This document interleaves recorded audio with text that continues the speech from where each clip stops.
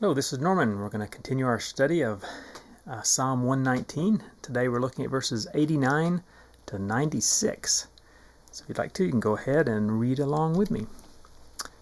Forever, O Lord, thy word is settled in heaven. Thy faithfulness is unto all generations. Thou hast established the earth, and it abideth. They continue this day according to thine ordinances, for all are thy servants. Unless thy law had been my delights, I should then have perished in mine affliction. I will never forget thy precepts, for with them thou hast quickened me. I am thine, save me, for I have sought thy precepts. The wicked have waited for me to destroy me, but I will consider thy testimonies. I have seen an end of all perfection, but thy commandment is exceedingly broad. Now, as we look at this, it's kind of a neat start. It says, forever, your word is settled in heaven. There's no doubt, no changing. God's word is settled. It's firmly fixed in heaven. 89 goes on and says, your faithfulness endures.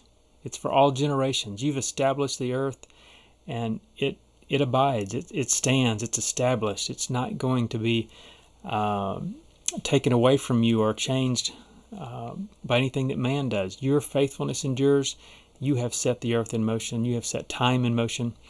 And verse 91 goes on and says, the earth, all the heavens and everything in it, stand according to your ordinances, by your commands, by your appointments. And because of that, because you are the Creator God, because you are in control, because you're in charge, everything, all things are your servants. And that's just a neat way to look at creation and God's relationship to all that He has created. He has fixed His word in heavens, and He is faithful to us, and He keeps it. By His plan, by His divine plan and purpose, we exist, and time continues. And then from that understanding, we move into verse 92, which should be a comfort to it. It says, if your law had not been my delight, I would have perished in my affliction. There is the assumption there, and it's not an assumption here because we've read the first 88 verses, and how many times has he repeated, your law is my delight. I take comfort in your word. I'm encouraged by your word. And if that weren't true, and he says here, I would have perished. When trials came, when afflictions came, when there was trouble in my life, if I had not been able to delight in your law, in your word, in your promises, I would have perished.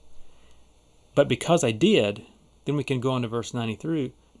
I will never forget your precepts, for with them you have quickened me, or by them you have given me life. My life is wrapped up in God's promises that He's given through His word, through His precepts, through His teaching. As I understand His will, I've vowed never to forget it because it has been my delight, and because by it I live. I've made it through my afflictions in verse 92 because of His promises, and it's His precepts, His teachings that have given me life. Verse 94 kind of wraps all of these two sections together, 89 and following. It says, I am yours. I'm part of all of His creation, part of, as it said earlier, all things are your servants. I'm part of all things that are His servants. So I'm yours. Save me, for I have sought your precepts. I have committed myself to you and your word. So I'm yours. You save me. I commit myself to you and trust in you. Then 95 says, the wicked lie in wait to destroy me, but I'm going to stop and consider your testimonies. Again, it's always interesting to me how often you see here there are enemies. That's not denied. There are people who want to destroy, who want to put people down. There are trials that come, all these things. But every time it's been mentioned so far, the answer has not been, so I want to fight back, I want to defend myself. But the answer has always been, I'm going to meditate on what God has said. I'm going to consider what God has said.